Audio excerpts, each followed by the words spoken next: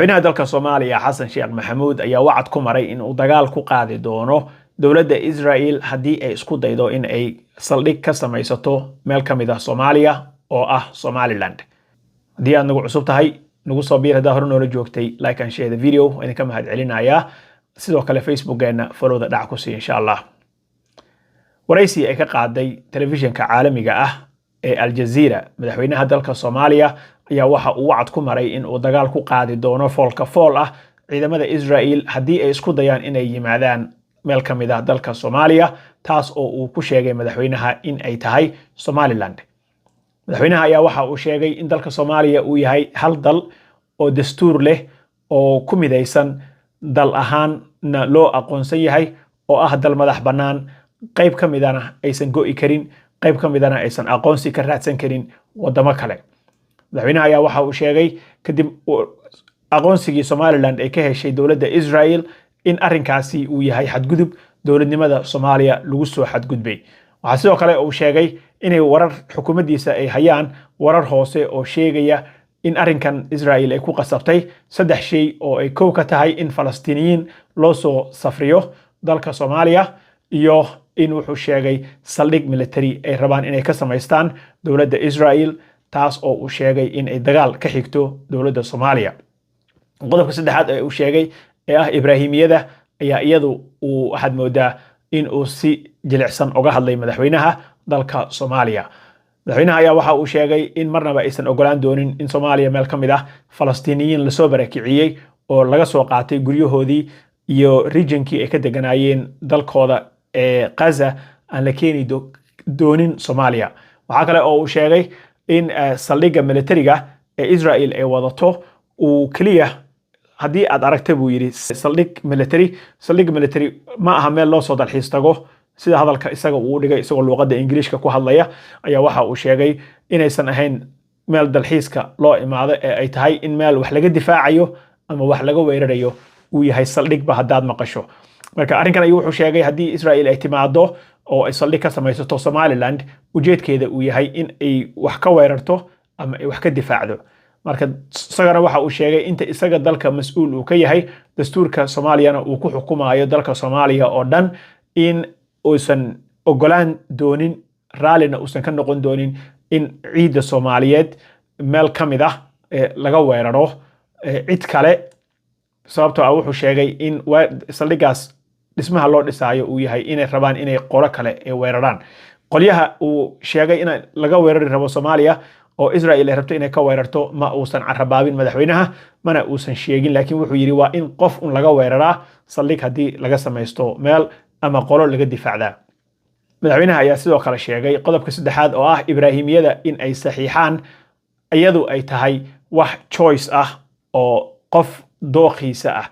arrinka isaga wuxuu sheegay Ibraahimiyada waa iska doctrine buu yiri doctrine-kaasna qofkii raba ayaa saxiixi kara qofkii raba ayaa iska dayn kara sidii wuxuu ka dhigay wax diin la gelayo oo kale ama laga baxayo. marka arrinkaas wuu fududeystay madaxweynaha waxaan u arkayaa aniga in ay tahay maadaama Ibraahimiyada ay tahay qorshe uu wato madaxweyne Donald Trump in madaxweynaha dalka Soomaaliya uusan rabin inay meeshaas ay ka dhalato wax friction ah ama isku dhac isaga iyo Trump. marka arrinkaas isaga uu ka yara meermeeray oo waa iska choice buu yiri qofkii raba saxiixi kara oo geli kara qofkii raba iska dayn kara. hase yeeshee labada qodob oo kale ee hore ayaa waxa uu aad iyo aad uga soo horjeestay in ay ka dhacaan dalka Soomaaliya meel ka mid ah.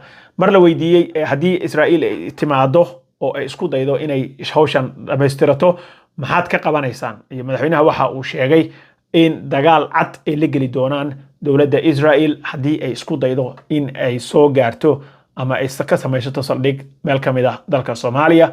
waxa uu sheegay madaxweynaha intii tabarteena ah inaan la tacaali doono in our capacity uu yiri intii tabarteena ah waa la dagaali doonaa dagaal cad baan ku qaadi doonaa. sidoo kale waxa uu sheegay in sababihii uu ugu gooyay xiriirka Imaaraadka ay ka mid tahay arrinka aqoonsiga Somaliland iyo buunbuuninta Somaliland madaxweynaheeda iyo maalgeynteeda iyo barnaamijyadan in ay qayb ka tahay Israel saldhigeeda oo raadinta saldhiga iyo waxyaabahaas ayuu ku sheegay Imaaraadka in uu xiriirka ugu gooyay.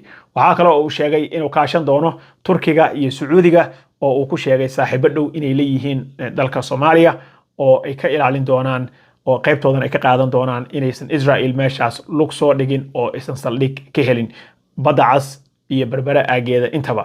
marka waxaan idin tusi doonaa insha Allah taala qayb yar oo kamid ah waraysigaas oo ku saabsan saddexdaas qodob oo madaxweynaha uu kala hadlay Al Jazeera bal ila daawada insha Allah. Issues that the information that we have is Israel agreed with Somaliland is bring Palestinians to Somalia and then having a base in Somalia as well. And the third was Somaliland to sign the Abraham Accord. These were the three pillars of the agreement that Israel has with the secessionist group of Somaliland. And all, well, Abraham Accord is something else. Everybody can agree, or it's a document or whoever wants. But the issue is the base that Israel wanted to have there. Why? That's the question. Why Israel wanted to have a base in Somalia? Base is not a tourist center. It's not a Riviera of tourism and all this. Base is a military, and military means attacking or defending. There is no place to defend Israel in Somalia. So what we're seeing is that Israel is preparing or positioning itself to attack someone else. We don't have Israeli security forces in Somalia yet, and we don't see them coming in the near future as well. But had that come, then that's another day and another discussion. So what will you do if they do? Well, we will fight in our capacity. Of course, we will defend ourselves. And that means that you will confront any Israeli forces coming in. We are against that, and we will never allow that. warbixinteedan intaas ayaan kusoo koobayaa insha Allah taala. Wassalaamu calaykum waraxmatullaahi wabarakaatuh. Don't forget to share the video. Assalamu calaykum.